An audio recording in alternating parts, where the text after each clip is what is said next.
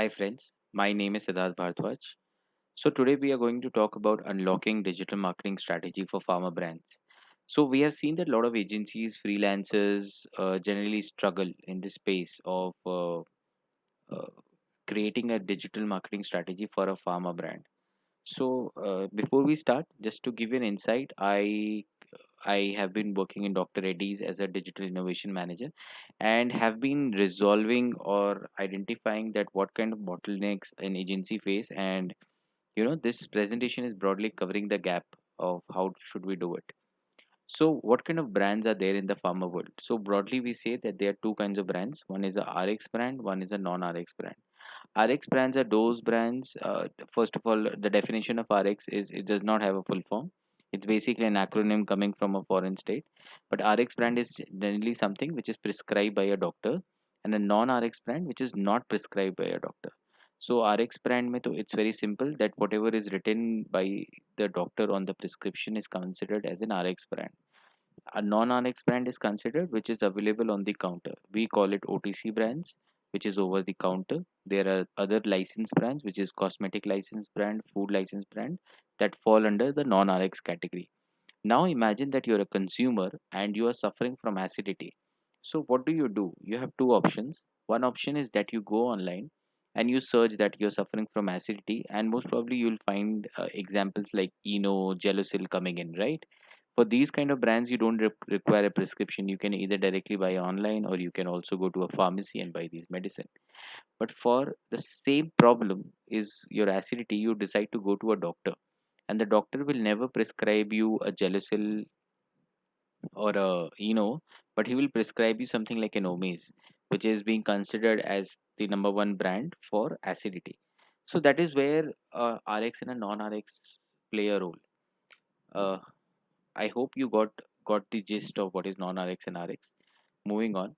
So what I have done is broadly I've taken the example of acidity and I've shown you all the three brands. One is Omaze, one is Eno, and one is Gelusil.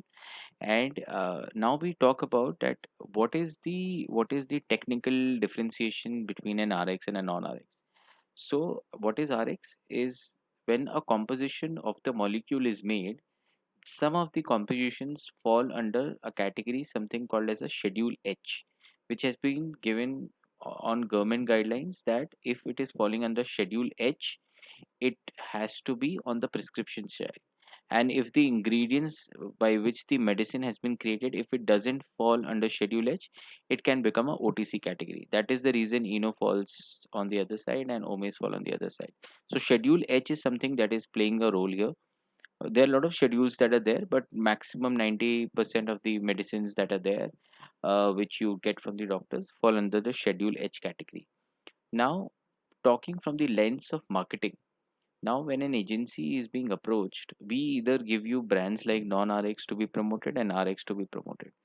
For RX brands, as because it is falling under Schedule H, we are not allowed to promote it. We are not allowed to use the brand name or hire a face to promote the brand and such, right? So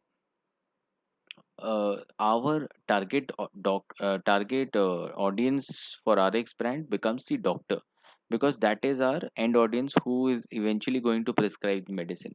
Whereas for the non-RX, the target audience becomes the general audience, which is people like us who are searching online and we are seeing the medicines like Gelusil and Eno.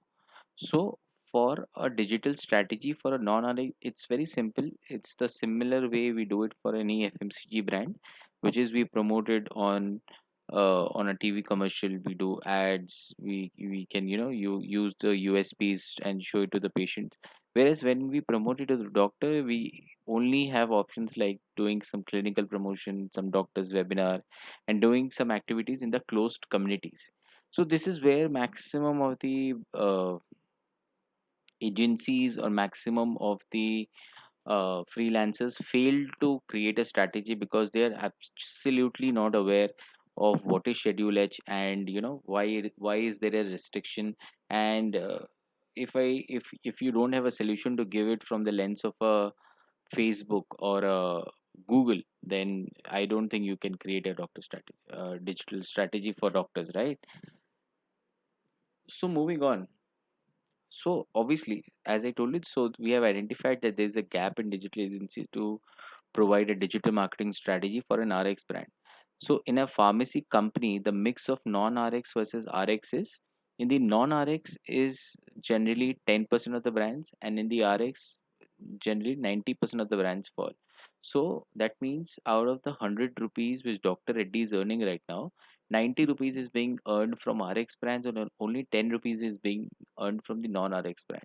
But the agencies who have the solution are actually only resolving for 10% of my brands, and 90% of the brands are being unanswered by the agency. And this is the place where we want to play a role play, right? So let's jump onto the process of what are the strategies that are there, can be created from the agencies and can be used going forward. So I hope you're aware of the model, but still I'll give you a small snippet of what an IDA model is. IDA generally stands for awareness, attention. I stands for interest, D stands for desire, A stands for action, and this is the kind of a funnel where an audience generally falls in, right? So if it's a brand like an Eno, you know what to do. You can create a social media strategy, you can create SEO, AdWords, you can target new audience, existing audience, whatever kind of audience that are there. For interest, you can do retargeting, you can do lead generation, influencer, e-commerce. For desire, you can provide them discounts, coupons, referrals. For action, there is e-commerce directly. You can show ads on Amazon e-pharmacy channel, and the objective is very simple, that we have to increase sales. But when it comes to a brand like Omaze, you're not allowed to promote it online. You're not allowed to do any retargeting. You're not allowed to give any coupons. You're not allowed to do any action. And the objective is to increase prescription. So how do we resolve this part of the IDA model? So we'll take step by step. Moving to the attention part, that how do we create awareness, attention among doctors, because doctors is our end consumer, right? So when we talk about doctors, is generally these are the doctor platforms which come handy, or which are the platforms where our brands are allowed to be promoted. So I'll just give you a snippet of what are these platforms. So a very similar scenario where you know that there is a Facebook, there is a LinkedIn, which is used by people like us who are the consumers. Similarly, there are other platforms which is like a closed community. Only a doctor can enroll with their unique ID given to them after they complete their MBBS, and that is the ID that is used to log into these platforms. So these platforms have approximately 4 to 5 lakhs of doctors across, if you can see that, and approximately 60 to 70% of the doctors are active on a monthly basis, spending approximately 1 to 2 hours in a month is the kind of statistics we have. These platforms are also having a very unique taste and the feature which they carry. So, for example, a Facebook versus a LinkedIn. A Facebook is considered as a more casual, informal kind of a platform where people come, engage, share their personal stories and such. Whereas LinkedIn is considered as a serious platform where people generally come to talk about some career progression. People generally are very serious with their conversation. There are case studies floated and so on. So a very similar scenario exists over here as well.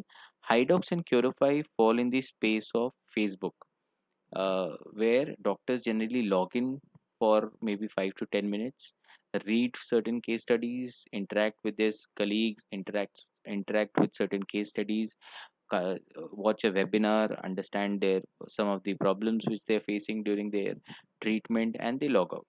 Whereas a platform like a Docplex and a THP is something which is more of a serious platform, which is giving them long case studies, and there are one-hour long webinars that are there. There is a predefined structure that the doctors, when they enter, it's very serious. So if you get a chance to get a glance of this platform, you will see that even the doctors who are replying, the replies are very long. It's more than 200, 300 characters, and they're actually spending time and interacting with a given set of doctors and so on. So this is the way the platforms have been done, and this is where you're allowed to promote your brands. You can promote Omaze. Omaze is the safest molecule. Omaze is, can do everything in the terms of acidity space, the gastro space. The gastro doctors will show interest, and the awareness of Omaze will be created. So this is one space for attention. To show you one of the inside views of the Doctor platform, here you can see I've given you a snapshot of Curify platform, where you are seeing that this is a case study kind of a thing, where it is asking people to jump in. You can also see a doctor's name. There's a follow button. There's another follow button. There is a immunization week. So these are the kind of content that is floated, and it's very much similar to a Facebook and a LinkedIn kind of a profile.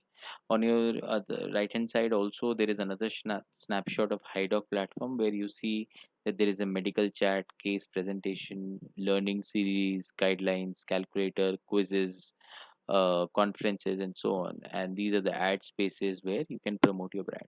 So this is the way you get the spaces.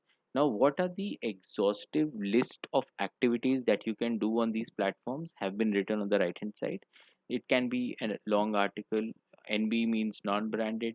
It can be banner ads. B means branded. It can be brand videos. L means long. It can be brand videos. S means short. There can be infographics, post, live webinar, non-live webinar, quiz, KOL videos, gamification, animated videos, certification, unbranded videos, chatbots, and so on. So this is one space where I showed you the Doctor platform. There are other places also which is not mentioned on the presentation, but I'll still tell you. So there are independent websites also which are highly dedicated to doctors. Something as a Go Ortho is there. Something as a so even on Coursera, or there are so many online educational websites also providing certification to doctors. So that is also a space where we look forward to look forward for doctors to come and engage with our brand, and in return we give them something to uh, see some of the case studies, or to participate in a Coursera and take certain set of exams and get certified in certain set of areas which they want to expertise in. So there is a lot of there is a lot of barter deal that can be done with the doctors to actually fit in the brand somewhere in that space. So as of now, I told you two broad things. One is the doctor platform, and one is the other properties, individual floating properties, like individual websites are there, and something like an educational website. So these two are broad things. There are other things which is called as an interest and desire. So think of a scenario where you are a doctor and you enter the platform and you see an ad for Omaze, and you want to know more about the brand. So can you talk about the brand on the platform? Yes, you can. So what we can do, we can also create a small microsite on Doctor platform, or we can create a therapy website outside Doctor platform, which will be broadly talking about acidity as one space, but not about the uh, brand per se. They can talk about the molecule. So Omaze is created by a molecule called omeprazole. So you can talk about discussion. You can talk about the conversation around omeprazole. So that is where this website comes in. We can also create something called as a private YouTube channel. So we can, as in the outside world where to promote a brand we hire influencers to talk about our brands, similarly here also we can hire influencers in form of doctors, and they can upload their videos and they can make interaction and so on at in a very close community. On Facebook also there are a lot of private communities that are created where doctors are there and they interact, and the same case study format is followed, but it's a very strict closed community and only been given access by uh, proper ID verifications and so on, right? Then there is a something called as a doctor influencer activity which we do, where we can organize independent webinars from different platforms, independent live videos from doctors from inside the Facebook group, and there can be huge interaction that can take place. So that is where you can think it from the lens that once out of out of the universe of 50,000 doctors to whom I showed the Omaze ad, of that 10%, which is 500, decide to 5,000, which decide to come to these kind of platform to know more about the brand, and they they can show their interest and desire here, and eventually once this is done, they can go back to their clinic, and someone who approaches them with acidity, they know where to go, they know what to, what to give them as a medicine. Similarly, the way we are creating awareness for the brand to the doctors, we can also do something on a similar lines to the consumers as well.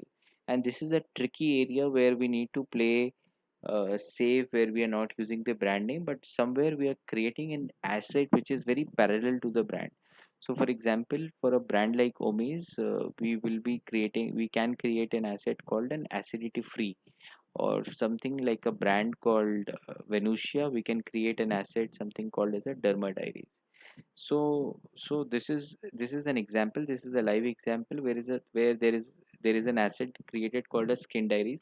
So Skin Diaries have 1,50,000 influencers, 1,50,000 followers, and very active viewership on YouTube platform and Facebook also. They're very active. They're constantly sharing case studies, and somewhere Skin Diaries have achieved a space of loyalty, achieved a space where there is a validation for skin problems, and people really trust Skin Diaries in that lens.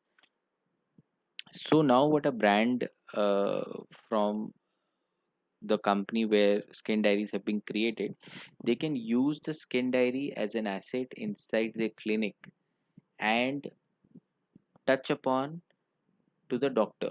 So what will a doctor say? Ki, okay, this is the medicine I'm prescribing, suppose Venusia, and to know more about your skin issue, you can go and log on to Skin Diaries and see it. So that is where the brand and the asset gets connected. So that is where the interest and desire also play a role play from the lens of the consumer. I hope I made myself clear here. Moving to the next part, which is the action. So the action can happen in two ways. One is on the offline front, where doctor is sitting inside the clinic and he is now convinced in terms of the attention, interest, and the time which he has spent for these platforms. And the other space is the online, where they're also available from in the form of e-consultancy on e-pharmacy platforms like MedLife, 1mg, Pharmacy, and they know.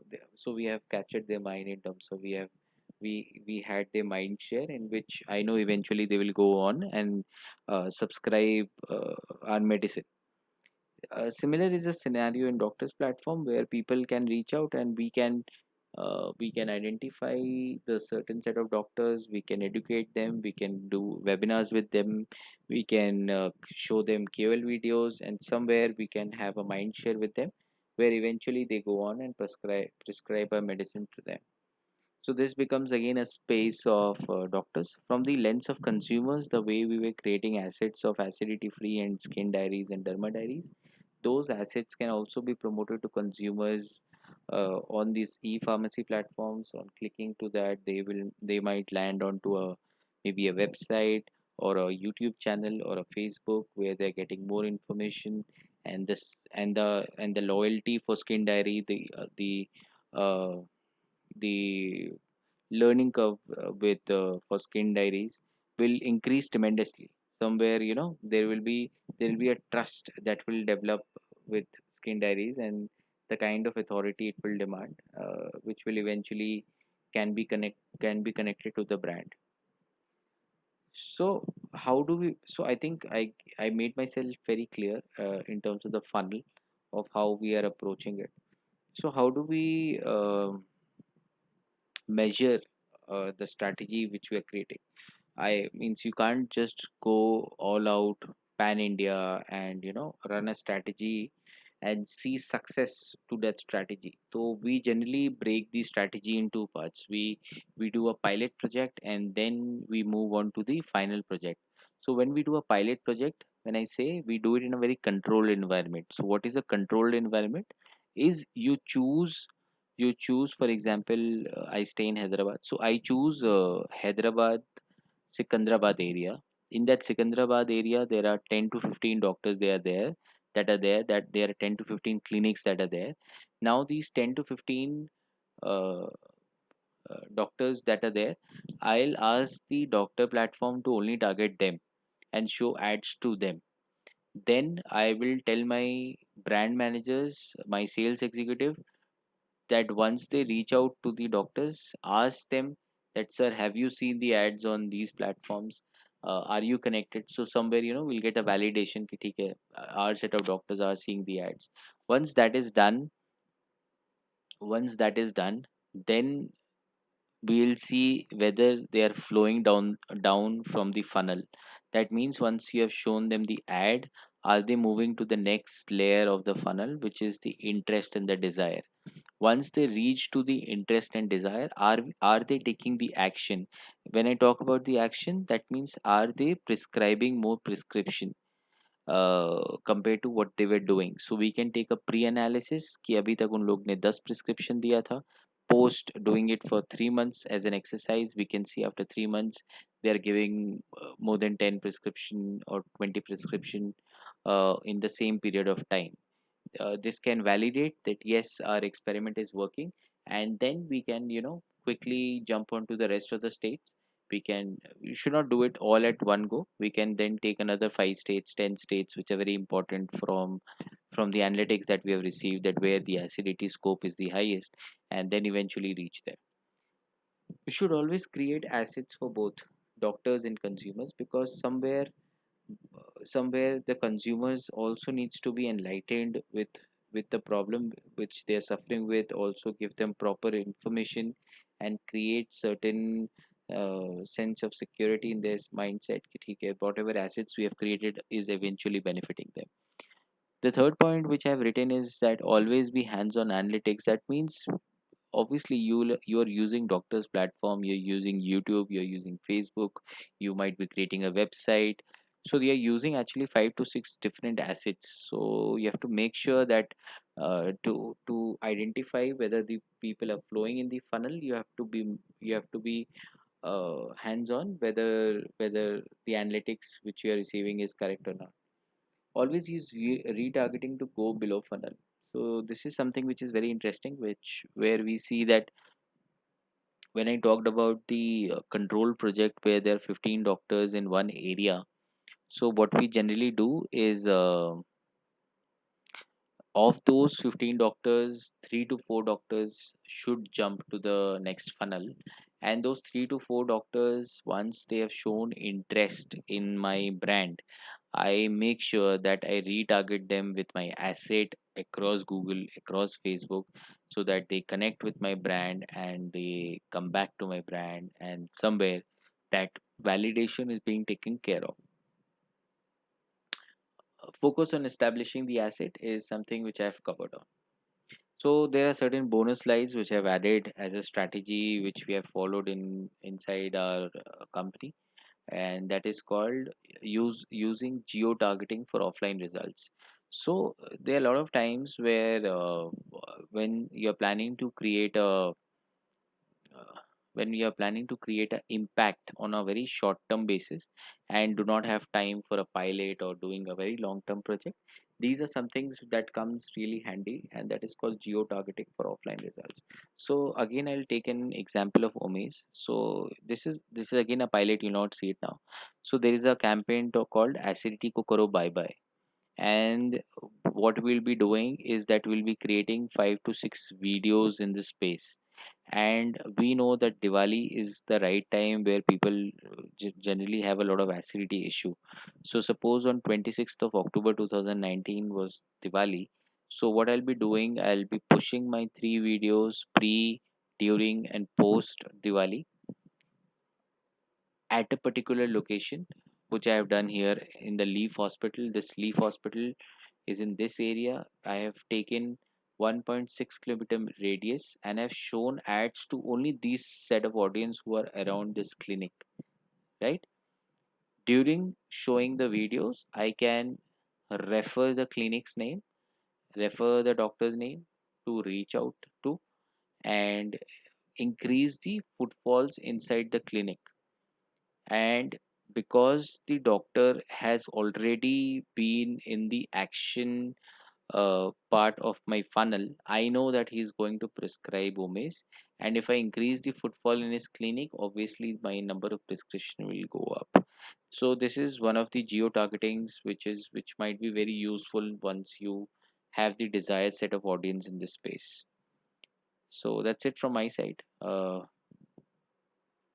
guys, just to tell you one thing, what happens after this once you create a strategy, once you have things in place, is you create something like this, which is called a calendar, where you tell them that what needs to be done, social media post kitne honge, blog promotion kitna hoga, then what kind of keywords will be targeting to create the asset, what kind of Facebook targeting that we'll be doing. So what I have done here, I've taken all junk food and everything, and I have estimated something here, and then eventually we show them the last part, which is the plan, which is like thought process where you need to show the plan at the end of the day, which should not have only Google and Facebook, but also also doctor platform in your strategy overall, and also a private channel, also a retargeting, also a geo targeting.